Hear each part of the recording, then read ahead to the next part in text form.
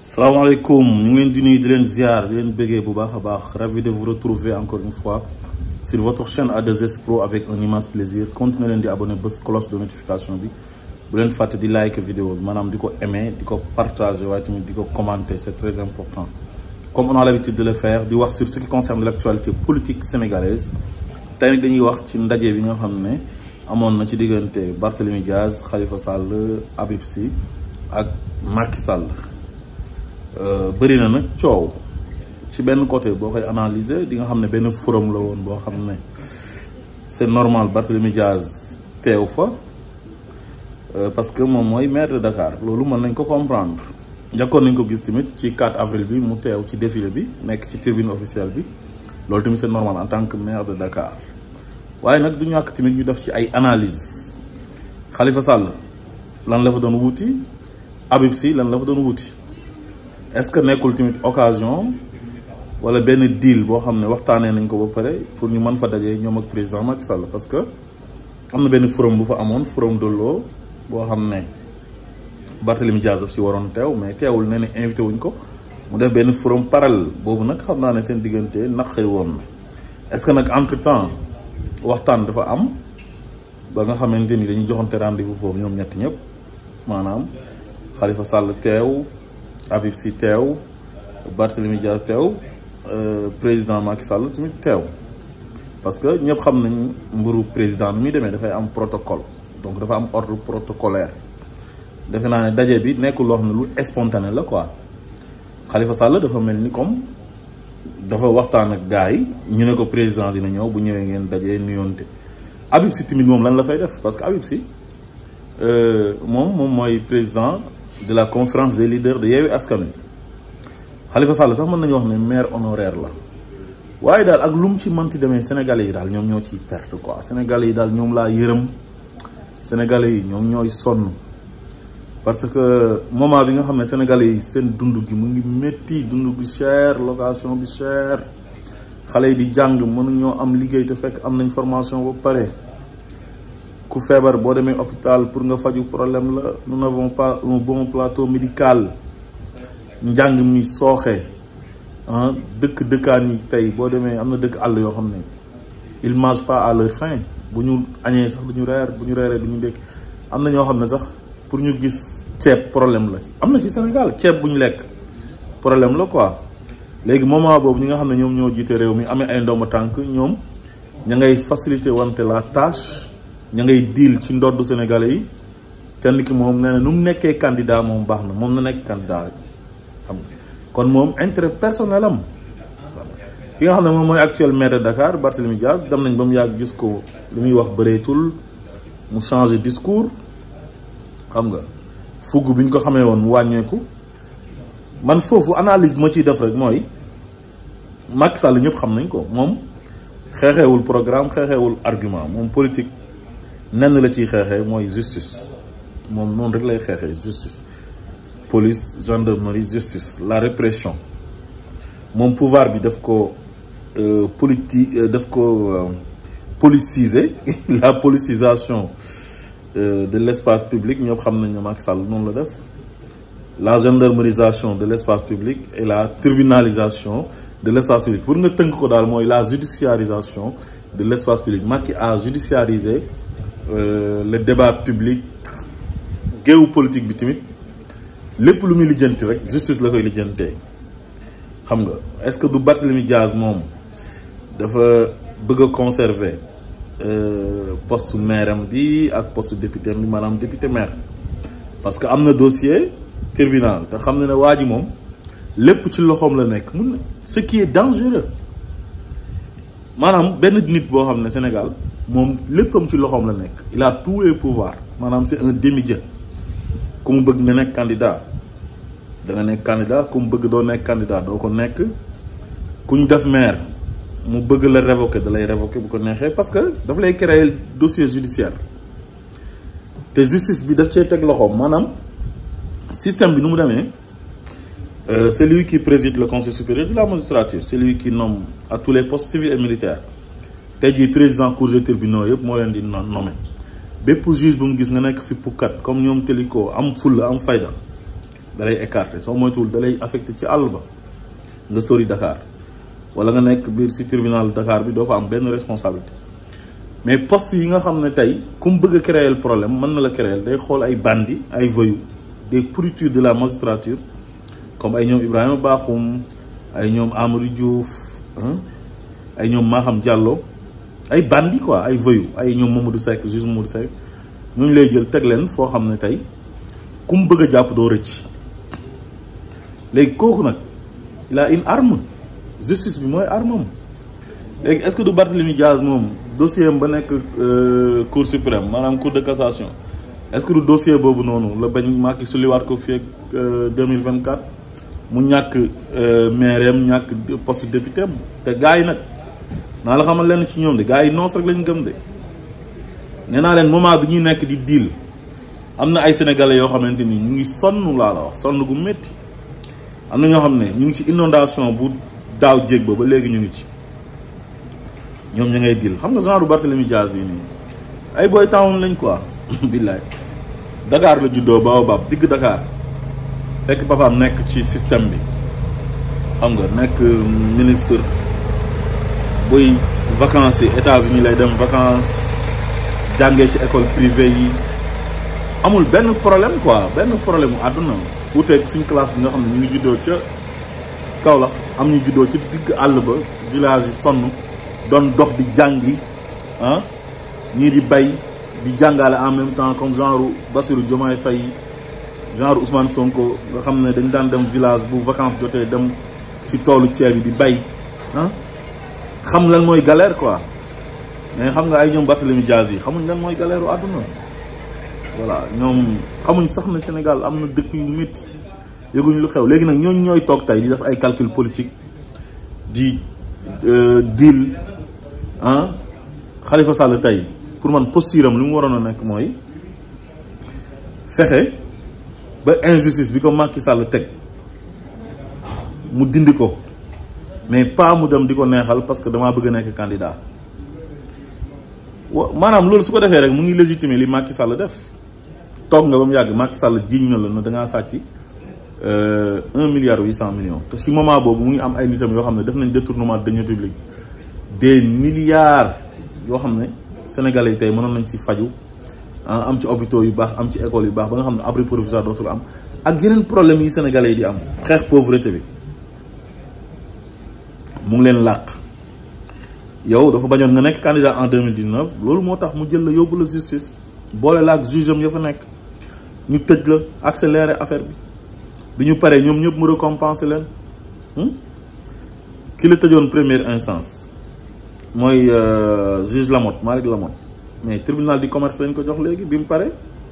parce que boobu lañ ko récompenser ma nga toog di noos am ay avenir ay avantages am ak ay privilèges am Demba Kandji mu def ko médiateur de la République Badio Camara yóbbu na ko def ko président conseil constitutionnel ñoom ñëpp récompensé nañ leen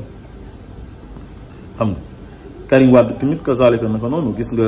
ki nekkoon substitut procureur bi nga xam ne nangu na nekk suqam mooy booy Antoine Diome Aliou Ndao mi nga xam ne bañkat la woon gis nga en pleine audience lañ ko dàqee mais booy bi nga xam ne suqam la mu forger ko ci yàq nit yàqate nit complot deal mooy Antoine Diome récompensé na ko poste ministre de l'intérieur ministre de souveraineté la xam nga Karim Wade kenn wax na kenn waxul na waruñ ko woon a àtte Khalifa Sall tamit mënoon nañ ko bañ a yóbbu tribunal waaye loolu yëpp c'est des procès politiques bu Karim Wade bi acharnement la woon parce que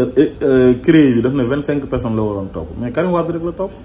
te li ma si gën a jaaxal instant bi ñu ngi deal ñoom ak waa PDS pour Karim Wade ñëw nekk candidat ñu delloo ko ay droits civiques am mu nekk ku éligible fu mu nekk nii te ñoom dañoo waxoon ne Karim Wade yorel na leen 100 et quelques milliards Mimi Touré mu ngi koy wax keroog 138 milliards xaw ma waaw nga ne woon bu ko fayul bu fi ñëwee dañ koy tëj léegi nga dem ba mu yàgg léegi nga da ngay bàyyi léegi xaalis bu mu la yoreel bi nga ko doon menacé na ko boo fi ñëwee ma tëj la léegi nga ne dañ ñëw nga def ko candidat léegi quoi xam nga ñii dañ ñoo yàpp quoi moo tax gis nga Sénégalais yi lenn laa leen di wax gis nga li am Sénégal nii njaam la xam ngeen njaam maanaam ku jàpp ni jógee nañ ci esclavage da ngay nax sa bopp gis nga esclavage bu njëkk ba ay tubaab yu xonk cur ñoo ñëwoon fekk suñu ay maam takk leen def leen jàmm. mais cette fois-ci ay tubaab yu ñuul kukk ñoom ñoo ñu jàpp njàmm dañ ñoo def ay jàmm jàpp ñu en otage mooy politiciens yi nga xam ne ñoom ñoo nekk ci kaw di séddoo réew mi ànd ak ay soi-disant marabout ak ay nit ñoo xam ne ñii nee nañ ay imam lañ maanaam ay nit ñu jàng diine ñoo xam ne dañuy ànd ak nguur di noot seen peuple nguur ga di toroxal nit ñi di jàpp nit ñi ci di tëj ci kaso yi ñuy légitimer loolu noonu jël aaya yàlla yi sànni fële ne on s'en fout suñu yoon nekku ci mooy li yàlla di wax ne ishtaraw bi ayatillahi samanan qalilan jël aaya yàlla yi weccoo ko ak njëg bu oyof oyof am ñu ñuy tuddee communicateur traditionnel nee nañ ñoom ay mbiru aada ak cosaan ci la ñuy nekk ñoom it ca lañ bokk am ay magistrats yu fa nekk xam nga ay membres de la société civile ay wéykat ay mbër ñoom daal ñoom ñëpp ñoo nekk def seen benn groupe di noosee alalu Sénégal xam nga am seen ay journalistes yoo xam ne tamit ci lañ bokk nga xam ne ñoom ñooy occupé média bi suñ ne dañuy dialoguer ñoom ñu toog fa naan waaw dañoo war a dem toog autour d'une table guerre yi gën a am ci àdduna bi sax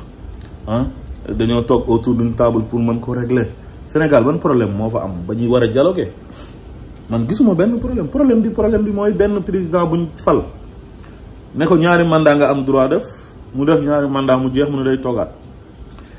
léegi nag toroxaloon na ay nit ci deuxième mandat yam ba parce que xamoon na ne moom mënatoon a am deuxième mandat Macky Sall élection 2019 yi daf ko sàcc loolu moo tax mu éliminer Karim Wade ak Khalifa Sall indi parrainage def lu ko neex waaye léegi yow dañu lay fal nga jël doole ji di ko xeexee respecté woo constitution bi respecté woo loi yi respecté woo règle respecté woo institution yow respecté woo dara faale woo ay démocratie ak ay république yow daal doole ngay jaay ba am li nga bëgg ak ñu nga xamante ni ñoom pare nañ pour jàppale la muy ay juge ak ñeneen ñu ànd ak yow waaye léegi da ngay def lu la neex jàpp ay nit tëj leen arbitrairement jàpp benn opposant di ko persécuter di ko créer ay dossiers judiciaires di ko jiiñ ay viol di ko wax yi salte yónni ay nit ñu koy saaga bu bëggee def nemmeeku tour nga ne ko doo ko fi defee yónni gendarmerie ñu topp ko ba mu neex la nag nga ne léegi ñoo leen ñu dialoguer parce que bëgg naa am 3e mandat te awma ci droit parce que c'est anticonstitutionnel nga ne léegi ñoo leen nag ngeen daganal sama 3e mandat bi man tamit ma bàyyi leen ngeen nekk candidat loolu rek moo fa am ñëw leen ñu waxtaan ngeen bàyyi ma nekk candidat ñu teg ay conditions soit dañuy dindi parrainage bi dem ci code électoral bi dindi L39 ba xawma L29 xamatuma sax ban la ci xam nga bi nga xam ne moom moo ko ci defoon uniquement pour recaler ay nit pour yàqal ay nit ñaare ngi nii Macky Sall def na ko pour recaler ay nit mooy L29 beeg L39 bi mu def ci kii ba ci code électoral bi ak parrainage boo xamante ni yow kenn xamul yow si yan condition ngay rejeter nit ñi te mënul am recours nit ki du ko gis du xam lan moo manqué du xam dara CEDEAO ne parrainage bi baaxul xam nga dafay dévoiler sax secret de vote parce que nit ku nekk suñ ne kenn ngay parrainer kon xam nañu ki ngay votel donte mën ngaa wax ni parrainé naa kii toog ba mu yàgg dem votel keneen loolu c'est possible tamit mën na nekk parce que nit mën nga xamante ak moom mu ñëw ne la parrainé ma nga parrainé ko parce que da nga ko rus fekk nekkul sa xol loolu dëgg la mais dafa jaaduwul xam nga loolu yëpp nga def ko tey ba nga xam ne lenn rek moo fi sës tey mooy ne yow candidature yu ñenn ñi si sa loxo la nekk nga ne léegi ñëw leen ñu dialoguer ñu waxtaan ngeen bàyyi ma nekk candidat yéen tamit ma bàyyi leen ngeen nekk candidat président bi de xam naa ne am na doole président boo xam ne yow candidat yi yaa leen di tànn yow daal doole Sénégal ji yëpp yaa ko yore tey jii ku la neexul du nekk candidat tey soit da nga koy créer le dossier judiciaire daf ko épée de Damoclès comme bu Barthélémy Dias bi nga xam ne heure bu la neexee nga déclencher procédure bi ak bu Ousmane Sonko bi xam nga te li ci gën a garaaw mooy Sénégalais yi daf ci am ñoo xam dañoo naafeq dañuy toog di défendre waa ji quoi Macky Sall te ñi koy défendre ñëpp ñi ma ci gën a métti mooy ñu jàng diine boobu moom du ma leen ko baal ba àdduna du tukki parce que yàlla santu leen loolu al ulama warasatul anbiya boroom xam-xam yi ñoo doon yonent yi mënoo doon yonent ba pare ñëw di jàppale Macky Sall yonent yi bu ñu fi nekkee injustice lañ doon xeex ak jaay doole ak ay buur yoo xam dañoo bew comme Macky Sall dem ba bew ba yëg seen bopp jàpp na asamaan si bu doon daanu sax attan nañ mën nañ ko téye xam nga di jàpp ay nit di tëj ci kaso di tooñ ay nit di leen xañ seen àq ak seen yelleef respecté wul droit respecté wul loi respecté wul constitution di jël nit ñi di leen ger ay nitam di sàcc xaalis mu leen di protéger ay nitam di def ay crime mu leen di protéger yow nga ñëw di ànd ak moom boobu moom man du ma ko baale parce que boobu maanaam yaakaar gu tas la daal parce que li ñu doon séntu si nitu diine mooy mu taxaw di àtte dëgg quoi faxkum bayna naasi bil haqqi loolu la ñuy xaar ci nitu diine waaye daal doy na waar daal en tout cas daal sénégalais yi daal man ñoom laa ci yërëm waaye daal président Ousmane Sonko yokkal muñ rek inna allaha maa sabirin fasbir kama sabara ulul azmi min rusuli muñal comme ñi nga xam ne ñoom la ulul azmi yi muñee woon mooy yonent yi nga xam ne ñoom ñoo gën a fës ci yonent yi ñoo gën a tedd ci yonent yi mu yonent yàlla Nuux yonent yàlla Ibrahim yonent yàlla Moussa yonent yàlla Isa yonent yàlla Muhammad bul mas a bokk ci dil sénégalais yi wóolu nañ la bëgg nañ la am ay lobby yu judd Sénégal taxaw des lobby maraboutique des lobby politique ak ay hommes d'affaires ak ñeneen arrangé woo leen parce que da ngaa jub taxaw nañ di la xeex ba sës la ci miir bi waaye bul caalit mu bul mas a dem di dil ci ndoddu sénégalais yi bés bu yàlla tuddee na di nga jiite réew mi ñoom mënuñ ci dara ñoom sax duñ ko fekkee billaahi wallahi wa tallaahi wala duñ tal sax naan dañu lay jéem a xeex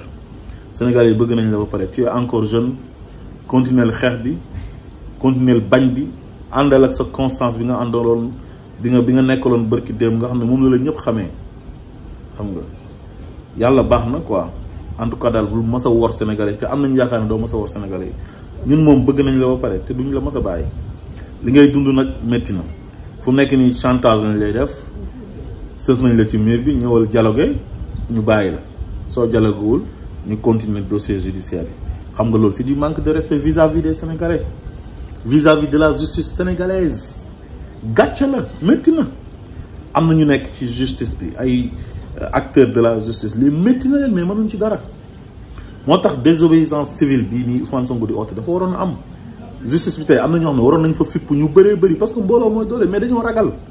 parce que comme nee nañ waa ji dafa soxor mais mbooloo mooy doole tey jii am na ñu bëri tey waroon nañoo jóg dénoncer injustice bi am ci dëkk bi ñoo xam ne ci ay këru diina lañ nekk ñu nekk ci société civile ñu nekk ci administration bi jóg na Sénégal kenn du ko yàq Sénégal république la Sénégal pays de droit la kenn waru fi nekk di salfaañe ak yelleefu doomi aadama kenn waru fi nekk di xeexee justice kenn waru fi nekk am doole di buum di def lu la neex ñun ñëpp bu ñu déggoo woon nekk benn jóg xeex ko mais kon mu jeex mais ku ñii dañoo ragal ñii ñu ngi leen di mosal dara moo tax mënuñoo wax seen gémmiñ dafa fees dal xam ñi nga xam ne ñoom ñoo gore bëreetuñ Sénégal wax dëgg yàlla loolu mooy c'est malheureux quoi voilà mais daal de toute façon xam leen ne politiciens yi ñu ëpp ci ñoom ay workat lañ koo ci jàppale ba mu am ndomba tànk mu wor la Barthélémy Dias tey bu nekkee maire de Dakar wax dëgg yàlla Ousmane Sonko participé na ci mooy notoriété am biñ koy au tribunal ci dossier bi Ndiaga Diouf bii Ousmane Sonko ànd naa ak moom dem ñu dóor ko ay grenade lacrymogène moom Malick Gakou xam mu sonn ci moom loolu te man bi Ousmane Sonko dem tribunal gisuma mu gunge ko bi ñuy toj vitre otoom ak biñ koy enlever di ko gazé yooyu yëpp kenn gisu ko ci gannaaw waxuma ne nag dafa war Ousmane Sonko de waaye daal en tout cas ni mu meloon melatu ko waaw kon daal mbir maa ngi noonu ngeen déggee ko noonu réew mi nag pour mu soppeeku il faut ñu xeex toog nii rek croiser les bras nii di wax lijjantiwul dara réew yu baax yëpp dañoo xeex pour nit ñi mën a respecté wante joxante cër su ko defee bu ëllëgee bu keneen ñëwee toog du nekk di manquer nit ñi de respect jàpp ne moom buur la di def lu ko neex loolu mooy wax ji asalaamaaleykum wa rahmatullah